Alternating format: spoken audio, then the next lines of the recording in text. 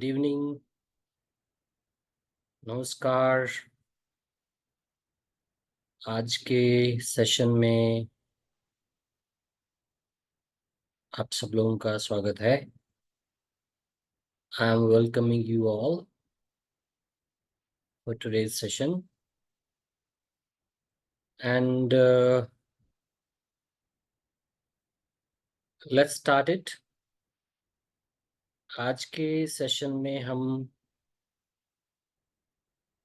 कुछ vocab part पर discussion करेंगे और वो वोकैब पार्ट आपको डेली लाइफ में यूज में आएगा आपके। और अभी आपकी स्क्रीन पर I am showing you something.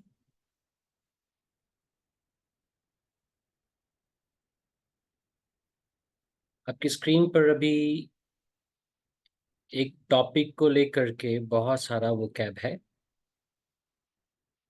और आज का जो टॉपिक का वोकैब हम डिस्कस करने वाले हैं that is about traffic. TRAFFIC। कि जब हम रोड पर होते हैं तो हम किस किस तरीके से रूल्स फॉलो करते हैं ट्रैफिक के, उसके बारे में डिस्कशन होगा। एक सेंटेंस का प्रैक्टिस ले रहा हूँ, जैसे डू यू के बाद में एक्शन आ गया आपका फॉलो द ट्रैफिक रूल्स। तो do you follow the traffic rules, इसका आंसर आ गया yes I follow the traffic rules. मना किया तो बोल दिया आपने आई do not follow the traffic rules. इसका मतलब हो गया क्या आप ट्रैफिक रूल्स को फॉलो करते हो, हाँ ना। तो नीचे बहुत सारे अलग अलग ट्रैफिक रूल्स लिखे हुए हैं जिसके बारे में हम डिस्कस अभी करने वाले हैं। तो आपने क्या करना है, डू यू के बाद ट्रैफिक रूल्स को हटा करके ये कोई भी एक्शन लगा, ये लगा दो, ये लगा दो, ये लगा दो, कुछ भी लगा दो।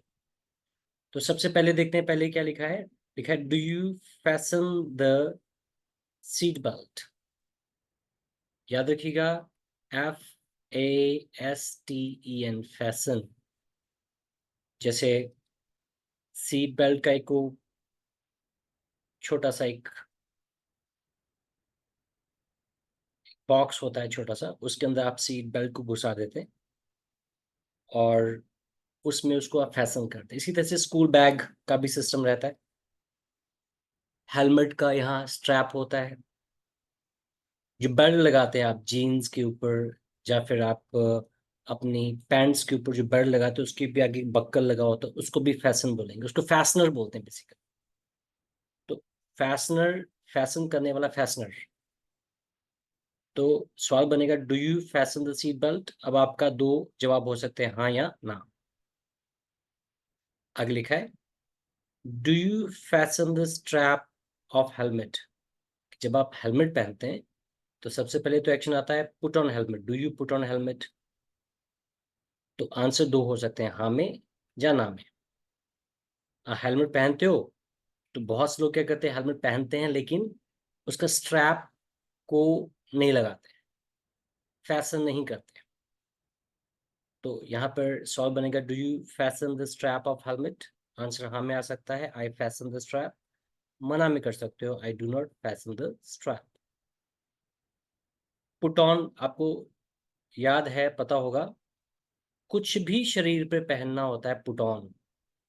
कुछ भी पहनना, कपड़े पहनना, जूते पहनना, ज्वेलरी पहनना, इवन मेकअप पहनना भी पुट ऑन होगा। नोज पिन, ज्वेलरी, कुछ भी पुट ऑन। और कुछ भी शरीर से हम उतारते हैं तो उसको हम बोलते हैं टेक ऑफ। बहुत से लोग यहाँ पर एक गलती क्या करते हैं, वो पुट ऑन की जगह पुट ऑफ अंग्रेजी बना देते हैं, जो कि गलत है।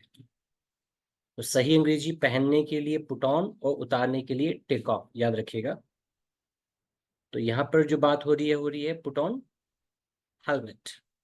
Do you put on helmet, yes I put on helmet. मना करोगे, आई do not put on helmet. फिर लिखा है ड्राइव रैश। ड्राइव रैश के साथ में दो वर्ड और लिखे हुए हैं, दो। Drive rash, drive fast and drive zigzag. तीनों में क्या फर्क होता है? ड्राइव रैश का मतलब होता है अंधाधुंध गाड़ी मोटरसाइकिल कार चलाना। अंधाधुंध मतलब कभी यहाँ से कभी वहां से तेज रफ्तार से और लोगों को परेशान करते हो, तो ड्राइव रैश हो गया। ड्राइव फास्ट और ड्राइव रैश में फर्क हो जाता है। जैसे रेसर है जो कार रेसिंग करते हैं, हाँ, क्योंकि वो ट्रैक पे चलाते हैं, एक अलग से ट्रैक बना होता है, तो उनकी उनको जरूरत होती है कि वो फास्ट चलाए, तो ड्राइव फास्ट अलग है। हाँ, रोड खाली है, आप ड्राइव फास्ट करो, कोई बात नहीं। लेकिन अगर रोड भरी हुई है और आप फास्ट चला करके अपने आप को परेशान कर रहे हैं, रास्ते में आने वाले लोगों को परेशान कर रहे हैं, अंधाधुंध गाड़ी चला रहे हैं, वो ड्राइव रैश हो गया। फिर आगे है ड्राइव जिगजैग। जिगजैग मतलब टेढ़ा मेढ़ा, कभी इधर कभी उधर, कभी इधर कभी उधर, टेढ़ा मेढ़ा गाड़ी चलाना, ड्राइव जिगजैग। चलिए आगे देखते हैं अगला कौन सा वर्ड है हमारे पास। Follow the speed limits. क्या होता है, रोड के ऊपर traffic sign, SIGN sign board लगे होते हैं बहुत जगह पर, BOARD बोर्ड। तो ट्रैफिक साइन बोर्ड्स में कई बार आपने देखा होगा कि वहां पर बोर्ड लगा हुआ है, तो वहां पर हैवी व्हीकल्स के लिए स्पीड बताई हुई है कुछ, कि सपोज हैवी व्हीकल्स के लिए 40 है, लाइट व्हीकल्स के लिए, लाइट व्हीकल्स मतलब कार वगैरह, 60 है सपोज, जहाँ 80 है, और टू व्हीलर्स के लिए सपोज 70 है। तो ये स्पीड लिमिट्स होगी जो कि एक ट्रैफिक साइन बोर्ड की मदद से रोड पे लगी होती हैं। आप उसको फॉलो करते नहीं करते हैं, तो वही पूछ रहा हूँ, do you follow the speed limits? तो yes I follow the speed limits, या फिर मना कर दोगे I do not follow the speed limits. अगला वर्ड है use cell phone while driving. इसको समझने के लिए पहले ये वाइल वर्ड को थोड़ा सा डिस्कस कर लेते हैं। देखिए, वाइल एक ऐसा वर्ड है, वाइल एक ऐसा वर्ड है, वाइल के बाद WHILE, वाइल एक ऐसा वर्ड है, इसके बाद कभी भी एक्शन आएगा तो उसमें आपको ING लगानी पड़ेगी। अगर आप ING नहीं लगाते हैं तो आपका सेंटेंस गलत हो जाएगा।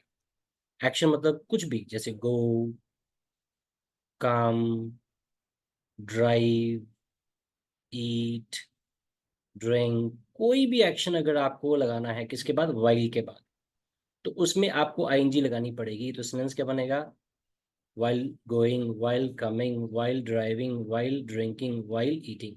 I hope you understand it. तो use cell phone while drive, तो drive का क्या बन गया, driving, तो use cell phone while driving. I hope it's clear to you. तो while word के बारे में आपको याद रखना है एक खास बात, कि while एक ऐसा वर्ड है अंग्रेजी में जिसके बाद अगर कभी भी अगर एक्शन लगता है तो एक्शन में आपको ING लगानी पड़ती है। जैसे while going, while coming, while eating, while drinking। जैसे मैंने सेंटेंस बनाया कि I watch TV while taking dinner, I listen to music while driving, I smack my lips while eating। smack my lips जैसे आवाज करते हैं, कई बार खत्म आवाज करते हैं, उसको स्मैक द लिप्स बोलते हैं। तो I smack my lips while eating, ऐसे करते हैं जब गर्म चीज पीते हैं, ऐसे चुस्की लेते हैं, तो इसको बोलते हैं स्लर्प, SLURP। तो आई स्लर्प वाइल टेकिंग टी। देखो, वाइल के बाद में एक्शन आएगा तो उसमें आपको ING लगानी पड़ेगी, नहीं लगाओगे तो आपका सेंटेंस गलत हो जाएगा। यूज सेलफोन वाइल ड्राइविंग, देखिए ये बहुत खतरनाक है एंड हमें अवॉइड करना चाहिए, चाहे हम कार चला रहे हैं चाहे टू व्हीलर चला रहे हैं।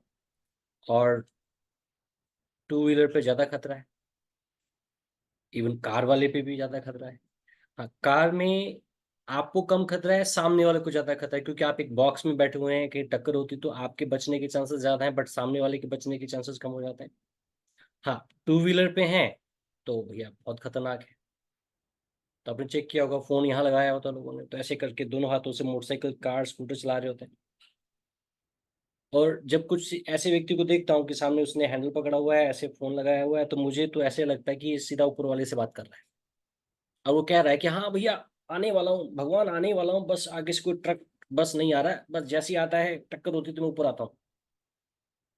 सो I am requesting you that while driving car or maybe while riding two wheeler, आप क्या करें, फोन का इस्तेमाल, सेल फोन का इस्तेमाल ना करें।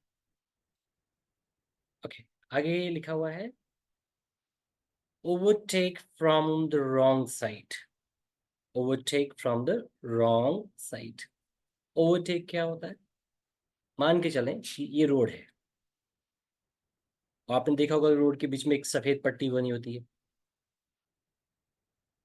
तो अगर यहाँ पर कोई कार जा रही है ए, यहाँ पे कोई कार जा रही है सपोज बी, और यहाँ पे कोई कार जा रही है सपोज सी, तो अब आप इस डायरेक्शन में जा रहे हैं, तो आपको, आप अगर सी कार में हैं तो आपको ओवरटेक का मतलब होता है कि आगे निकलना।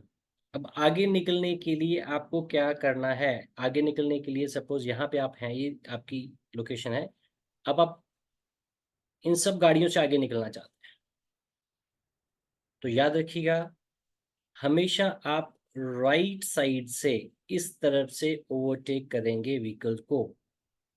बहुत से लोग क्या करते हैं, वो इधर से ओवरटेक करते हैं लेफ्ट साइड से, जो कि बिल्कुल गलत है। तो आपको हमेशा हमेशा राइट साइड से ही ओवरटेक करना है। लेफ्ट साइड से ओवरटेक करते हो तो आप खुद को भी खतरे में डाल रहे हैं, सामने वाले को व्यक्ति को भी खतरे में डाल रहे हैं। सो ऑलवेज रिमेंबर, आपको राइट साइड से ओवरटेक करना है, चाहे आप बाइक पे हैं, चाहे आप स्कूटर पे हैं, चाहे आप कार पे हैं। हाँ, इंडिया में समस्या क्या होती है, वो सबसे बड़ी ये होती है कि जब आप जा रहे हैं, सी जा रहा है, अब आगे ए जो है, अब ए का एक्चुअली में फर्ज बनता है कि वो अपने आप अपनी गाड़ी को इस तरफ ले आए ताकि आपको सी को जाने की जगह मिले। तो ये तो इसका जो ए वाला बंदा है उसका फर्ज है, कर्तव्य है, ड्यूटी है, लेकिन समस्या ये होती है कि वो अपने फर्ज को नहीं निभाते लोग। मतलब वो उसी तरफ ही गाड़ी चलाते रहेंगे, पीछे की परवाह नहीं करेंगे कि पीछे से जो कोई आ रहा है उसको ओवरटेक करना है। बहुत बार तो ऐसा भी होता है कि सी क्या करेगा, हॉर्न करेगा, हॉर्न लगातार बजाएगा। हॉर्न बजाने के बावजूद यहाँ पे कुछ महारथी होते हैं, वो इस तरफ गाड़ी को नहीं लेते, वो ओवरटेक करने नहीं देते। तो कई बार मजबूरी में आपको इधर से ओवरटेक करना पड़ता है, जो कि बहुत खतरनाक होता है। अगर आपको करना पड़े तो you must do it very very carefully. ठीक है, so overtake from the wrong side, तो इधर से ओवरटेक करते हैं तो रॉन्ग साइड है, इधर से ओवरटेक करते हैं तो सही तरीका है। अगला है drive on highway on high beam. देखिए क्या होता है, आप जब भी टू व्हीलर चलाते हैं या फोर व्हीलर चलाते हैं, सपोज ये कार है, सपोज कार है और ये उसके टायर हैं, ये कार में आप जा रहे हैं, अब यहाँ पर उसकी हेडलाइट है। सो क्या होगा, हेडलाइट में दो ऑप्शन होते हैं, एक में क्या होता है वो लाइट दूर तक जाती है, अगर आप उसको नीचे करते हो तो लाइट बिल्कुल पास जाके पड़ती है। तो ये जो है इसको हम बोलते हैं लो बीम, इसको हम बोलते हैं हाई बीम। तो हाई बीम, तो एक्चुअली में जो हाई बीम बना होता है वो हाईवे के लिए बना होता है। हाईवे के लिए मतलब जब आप एक नेशनल इंटरनेशनल हाईवे पे हैं, आप तेज जा रहे हैं, आपको दूर तक देखना पड़ता है, तो इसके लिए आप हाई बीम पे चलाते हैं। सिटी में आप तेज नहीं चला रहे होते हैं, सिटी में एक पॉइंट और होता है कि सामने से भी ट्रैफिक आ रहा होता है। अब सामने से जब ट्रैफिक आ रहा है तो आपको हमेशा लो बीम पर गाड़ी चलानी चाहिए।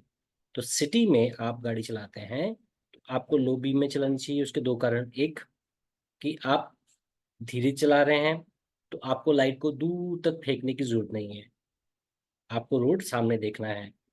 और दूसरी बात, कि लो बीम पे चलाने का ये भी कारण है कि अगर आप सिटी में हाई बीम पे चलाएंगे तो सामने से आने वाले व्हीकल पर आप नुकसान पहुंचाएंगे, उसकी लाइट, आपकी गाड़ी की लाइट उसकी आंखों में पड़ेगी, वो गिर सकता है, उसका एक्सीडेंट हो सकता है। तो याद रखिएगा, high beam, low beam.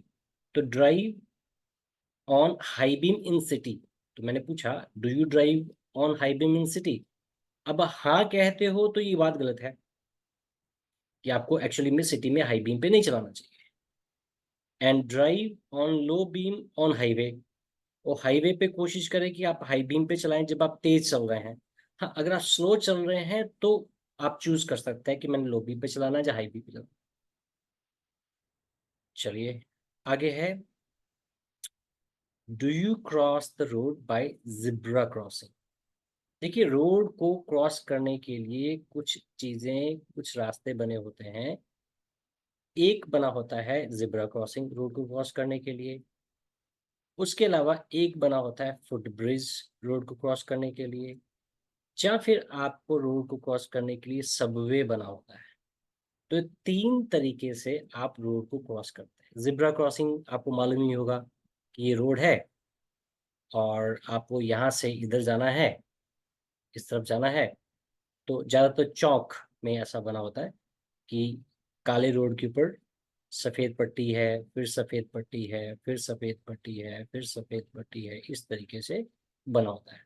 This is called zebra crossing. तो जिब्रा क्रॉसिंग जो है, ये एक जगह है, एक स्थान है जहां से आप रोड को क्रॉस कर सकते हैं। दूसरा लिखा है फुट ब्रिज। फुट ब्रिज क्या होता है? फुट ब्रिज बेसिकली, पहले तो बड़े बड़े शहरों में तो पहले भी होता था, जैसे ये रोड है, अब बहुत ट्रैफिक है तो क्या होगा, यहाँ से कुछ सीढ़ियाँ बनी होंगी जो ऊपर की तरफ जा रही होंगी। एक लोहे का पुल होगा जो हवा में ऊपर से फिर इधर उतर जाएगी, है ना? तो यहाँ से ऊपर से गए, रोड के ऊपर गए, और यहाँ से आपको चल रहे हैं, चल करके यहाँ से वापस उतर गए। तो यहाँ से गए, यहाँ उतर गए, अगर यहाँ से जा रहेंगे तो यहाँ उतर आएंगे। इसको हम बोलते हैं फुट ब्रिज। तो do you cross the road by foot bridge, do you cross the road by Subway. Subway क्या होता है? सबवे बेसिकली रोड को क्रॉस करने के लिए, मतलब अब आपको पुल नहीं चढ़ना, अब नीचे जमीन में, जमीन की तरफ जाती हुई सीढ़ियां मिलेंगी आप। ठीक है, तो नीचे उतरो उतरो उतरो उतरो और सड़क के नीचे नीचे जाएंगे आप, और इधर से रास्ता होगा, इधर से ये सीढ़ियां ऊपर आ जाएंगी। तो आप नीचे से गए और यहाँ से निकल करके यहाँ बाहर आ गए। I hope you understand it. तो रोड के नीचे नीचे, ये रोड जा रहा है, यहाँ से ट्रैफिक जा रहा है, आप उसको डिस्टर्ब नहीं कर रहे हो, आप जमीन के नीचे से गए और दूसरी तरफ से निकला है। This is called subway. तो do you cross the road by subway. आगे लिखा है cram the vehicle. Cram the vehicle का मतलब क्या होता है? देखिए, क्रैम का एक बेसिक मतलब होता है रटना, रट्टे मारना। जैसे एग्जाम्स में बहुत सारे लोग रट्टे मारते हैं, सारा साल पढ़ाई नहीं की और जब एग्जाम आ गया बस रट्टे पे रटा, रट्टे पे रटा। इसको हम क्रैम कहते हैं। हाँ, रट्टे मारने के अलावा क्रैम और जगह भी यूज हो जाता है। जैसे आपने किसी बैग में बहुत सारे कपड़े डाल दिए, किसी सूटकेस में 10 कपड़े आ सकते हैं, आपने 15 डाल दिए। अपनी पॉकेट में 20 टॉफी आ सकती हैं, आपने 100 टॉफी डाल दी। तो आपने पॉकेट को क्या कर दिया? क्रैम कर दिया। बैग को क्या कर दिया? क्रैम कर दिया। उसी तरीके से स्कूल बसेस में या सिटी बसेस में कॉमन देखा जाता है कि 40 के लोगों के बैठने की मतलब सीटिंग है, बैठने की सीट्स हैं, और 60 लोग बैठे हुए हैं। लोकल ट्रेन में आपको ऐसा दिखता रहेगा। तो cram the vehicle, cram the car, cram the bus, cram the auto. तो किसी भी व्हीकल को हद से ज्यादा लोगों में को उसमें बैठा देना, तो आप उसको क्रैम कर देंगे। ओवरलोड, जैसे बेसिकली ओवरलोड हम वहाँ यूज करते हैं जब व्हीकल यूज हो रहा है कोई सामान वगैरह ढोने में। ठीक है, तो ट्रक वगैरह हो गया, लॉरी वगैरह होगी, तो उसमें बहुत सारा सामान डाल दिया गया, ओवरलोड कर दिया गया, लोड से ज़्यादा। आगे है take turn without giving indicator, कि आप जा रहे हैं, अचानक आप इधर मुड़ गए और आपने अपने मोटरसाइकिल का, स्कूटर का, कार का इंडिकेटर नहीं दिया, इधर मुड़ गए, इंडिकेटर दिए बिना मुड़ गए, जो कि गलत है। तो take turn without giving indicator, तो सवाल आपसे बन जाएगा कि do you turn without giving indicator. अगला है स्टॉप इन द वे। अभी स्टॉप इन द वे क्या होता है, याद रखिएगा, सड़क के बीचों बीच कुछ महानुभाव होते हैं, वो सड़क के बीचों बीच गाड़ी खड़ी करी रहती है। तो स्टॉप इन द वे। हाँ, अगर आप सड़क की साइड में अपनी गाड़ी पार्क की है तो ये है ऑन द वे, याद रखिएगा। ऑन द वे मतलब आप साइड पे खड़े हैं, इन द वे मतलब सड़क के बीचों बीच खड़े हैं। यहाँ पे एक और बात समझ सकते हैं, जैसे कि कई बार बोलते हैं ना कि मेरा घर जो है अजमेर रोड पे है, बोलते हैं। तो my home is on Ajmer road, मतलब ये रोड है, तो आपका घर यही साइड में ही तो होगा ना, ऑन, क्योंकि घर यहाँ बीचों बीच तो हो नहीं सकता। अगर बीचों बीच है तो वहां इन आएगा, लेकिन बीचों बीच होता ही नहीं है। तो इन कहाँ लग सकता है, इन जिब्रा क्रॉसिंग कहाँ होती है, वो इन द रोड होती है। व्हाइट पट्टी जो होती है रोड पे, वो इन द रोड होती है। जहाँ पुल है, ब्रिज है, वो इन द रोड होता है। ठीक है, तो रोड के बीचों बीच जो चीजें हैं वो इन द वे है। जैसे ब्रिज हो गया, जिब्रा क्रॉसिंग हो गई, ठीक है, कोई जैसे गड्ढे हो गए, है ना, गड्ढे होते हैं ना, गड्ढों को हम बोलते हैं pits and potholes. Pits and potholes, तो गड्ढे होंगे वो भी रोड के बीच में ही होंगे, है ना? तो ये रोड के बीचों बीच है, तो ये इन द रोड है। I hope it's clear to you. Stop in the way आगे है indulge in road race. Indulge in डल्ज in road race. Road race क्या होती है, कि आप कार से, बाइक से, स्कूटर से कहीं जा रहे हैं और रास्ते में किसी के साथ उसने सपोज आपको ओवरटेक करने के लिए जगह नहीं दी, या सपोज आप जा रहे हैं, किसी ने पीछे से ज़्यादा हॉर्न बजाए, हालांकि उसको हॉर्न बजाने की जरूरत ही नहीं थी, आपको इधर हो जाना चाहिए था, बट वो हॉर्न बजा रहा है, आप उससे लड़ने लगे कि भैया हॉर्न क्यों बजा रहा है।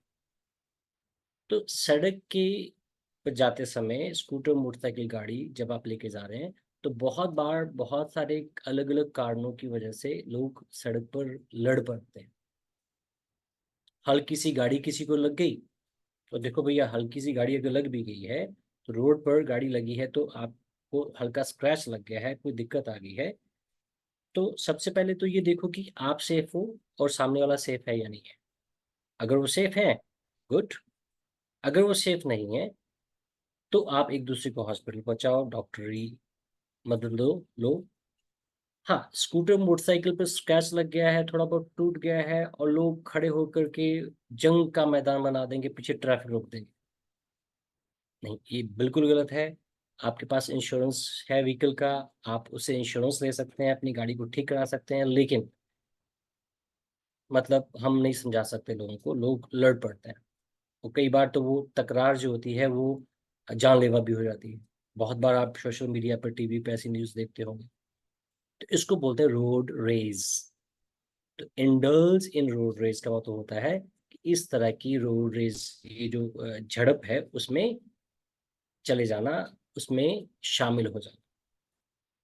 अगले लिखा है drive carefully, do you drive carefully, और फिर लिखा है हॉन्क द हॉर्न। हॉर्न बजाने के लिए वर्ड आया है हॉन्क। हाँ, जहाँ आप ब्लो द हॉर्न भी बोल सकते हैं, ब्लो द हॉर्न। हालांकि ये दोनों अंग्रेजी चलती है, हॉन्क भी बोल सकते हो और ब्लो भी। आपने देखा होगा ट्रकों के पीछे लिखा होता है ब्लो हॉर्न। हालांकि हॉर्न बजाना बिल्कुल गलत है, जरूरत ही नहीं है, लेकिन हमारे इंडिया में खासकर ऑटो के पीछे, बस के पीछे, ट्रक के पीछे लिखा होता है ब्लो हॉर्न। तो हॉर्न बजाने की जरूरत नहीं होती है अगर हम रूल्स को फॉलो करें तो। हॉर्न बजाने के लिए दो वर्ड हो गए, ब्लो। हाँ, ब्लो का बेसिकली क्या है, पुराने जमाने में जो हॉर्न होते थे वो फूक मार करके बजाने पड़ते। जैसे आज भी मेले वगैरह में जाओ तो वहां पे वो मिलता है बाजा, या बाजे के पीछे एक रबड़ लगी होती है, आप रबड़ को दबाते हो तो उसमें से हवा जो है वो बाहर निकलती है, उससे बाजा बजता है, हॉर्न बजता है, ब्लो। हाँ, आजकल तो वो बिजली वाले हॉर्न आ गए, लेकिन अंग्रेजी नहीं बदली, अंग्रेजी आज भी blow the horn he use करती है, जहां हम हॉन्क द हॉर्न वर्ड यूज कर सकते हैं। तो ये कुछ वर्ड्स थे जो बेसिकली आप यूज कर सकते हैं अपने ट्रैफिक। इसमें कुछ और मैं देखता हूँ कुछ और ऐड किया जा सकता है तो आपको लगता है कि कोई और वर्ड रोड पे चलते समय हम यूज करते हैं तो आप मेरे से पूछ सकते हो, अगर आपको उसकी हिंदी आती है, आपको अंग्रेजी समझ में नहीं आ रही। हालांकि मैंने बहुत सारी चीज़ें कवर कर दी हैं। हाँ, इसमें एक चीज़ हम कर सकते हैं कि जैसे हम पैदल चलते हैं ना, तो पैदल चलने वाले व्यक्ति को हम बोलते हैं पेडेस्ट्रियन। पेडेस्ट्रियन, पेड पेडेस्ट्रियन, स्ट्रियन, पेडेस्ट्रियन। तो पैदल चलने के लिए जो फुटपाथ बना होता है उसको फुटपाथ बोल सकते हो या पेवमेंट बोल सकते हो, दोनों का मतलब एक ही है। तो पेवमेंट बोल दो, do you walk on pavement, do you walk on footpath. कौन? पेडिस्ट्रियन जो है वो फुटपाथ पर चलता है।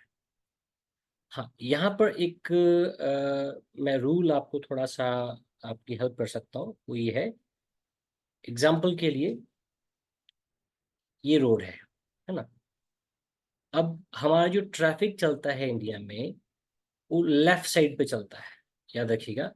LEFT, हम लेफ्ट साइड में चलते हैं। जैसे सपोज अगर ये बीच में पट्टी है सड़क के, तो हम अगर इधर से इधर जा रहे हैं तो हम, हमारा व्हीकल जो होगा, हमारी जो कार होगी, हमारा स्कूटर होगा, वो हम यहाँ पे चलाएंगे। तो इधर से जो आ रहा है वो इधर चलाएगा, ये उसकी गाड़ी है, मोटरसाइकिल है, कार है, जो भी है, ठीक है। तो अगर हम चेक करें तो वो इस समय ये अपने लेफ्ट साइड में है, यहाँ पे उधर से आते हुए। LEFT लेफ्ट साइड में है, और इधर से हम जा रहे हैं तो हम अपनी लेफ्ट साइड पे हैं, है ना। तो ये जो लेफ्ट साइड है, हम इधर से जा रहे हैं तो हम अपनी लेफ्ट साइड में जा रहे हैं, उधर से आ रहे हैं तो वो अपनी लेफ्ट साइड में आ रहे हैं। तो टू व्हीलर के लिए तो लेफ्ट साइड ओके है, फोर व्हीलर के लिए भी लेफ्ट साइड ओके है। लेकिन जब आप पैदल जा रहे हैं, आप पैदल पथिक हैं, तो सोचिएगा कि आप भी इसी तरफ वॉक कर रहे हैं। जैसे ये मान के चले, ये आप हैं, ये कोई और है, ये कोई और है, ये कोई और है। तो चेक कीजिएगा, व्हीकल भी लेफ्ट साइड पे चल रहा है, आप भी लेफ्ट साइड पे चल रहे हैं, और जहां तक मुझे आइडिया है आपके सिर के पीछे आंखें नहीं लगी हुई। आपके सिर के पीछे आंखें लगी हुई हैं क्या? नहीं लगी हुई। अगर लगी हुई हैं तो फिर तो कोई चक्कर ही नहीं है, फिर आप इसी तरफ चलें, और पीछे से व्हीकल आ रहा होगा तो आपके पीछे की जो सिर के पीछे आंखें लगी हैं वो देख लेंगी आपको कि पीछे से व्हीकल आ रहा है, तो आप बच जाओगे, साइड में हो जाओगे। लेकिन जिन लोगों की आंखें पीछे नहीं लगी हुई, आगे ही लगी हुई हैं दो मेरी तरह, तो उनके लिए हिदायत है कि जब आप पैदल जा रहे हैं तो आप ऑपोजिट टू ट्रैफिक चलें। तो आप हमेशा अपने राइट साइड में चलें। उससे ये फायदा होगा कि सामने से जो ट्रैफिक आ रहा है वो आपको दिखेगा, स्कूटर मोटरसाइकिल जो आ रहा है वो आपको दिखेगा, और आप अपना बचाव कर सकते हैं। इसमें आप 90% आप अपना बचाव कर सकते हैं, और यहाँ पे 90% चांसेस ये होते हैं कि आपको, आप नहीं बचोगे। यहाँ पे 90% आप अपने आप को सेव कर सकते हो, या 90% चांसेस है कि आप सेव अपने आप को नहीं कर सकते। तो आई होप कि जो टू व्हीलर है, फोर व्हीलर है, वो अपना लेफ्ट साइड में ही चले। लेकिन जो लोग पैदल पथिक हैं, पेडेस्ट्रियंस हैं, वो ट्रैफिक के उल्टा चलें, राइट साइड में चलें। तो अगर आप ये वाला रूल फॉलो नहीं करते थे तो उसको फॉलो करना शुरू करें। इससे आपकी सेफ्टी के चांसेस 90% हो जाते हैं। उसके अलावा एक सेंटेंस लिखा हुआ है यहाँ पर, आर यू रूली। रूल से चलने वाले व्यक्ति को बोलते हैं रूली, और जो रूल से ना चले वो अनरूली। तो आर यू रूली या आर यू अनरूली। उसी तरीके से ट्रैफिक की बात भी कर सकते हो कि क्या ट्रैफिक जो है तुम्हारे शहर में रूल से चलता है कि रूल से नहीं चलता है। इज ट्रैफिक रूली और अनरूली इन योर सिटी। क्या आपके शहर में जो ट्रैफिक है वो रूली है कि अनरूली है। अब आप इसके दो आंसर दे सकते हो कि रूली है तो बोल दोगे traffic is ruly in my city, अगर वो नहीं है तो आप बोल दोगे traffic is unruly in my city. इस तरीके से हमने ट्रैफिक रूल्स को डिस्कस किया। एंड आई वांट कि आप अब हैंड रेज करके अगर आपको लगता है कि कोई वर्ड रह गया है आप पूछ सकते हैं। ओके देन, अगर आपका कोई सवाल नहीं है तो आज के सेशन को हम यहीं पे ख़त्म करते हैं, और rest of the things will discuss in our next class. आज के लिए इतना ही। नमस्कार।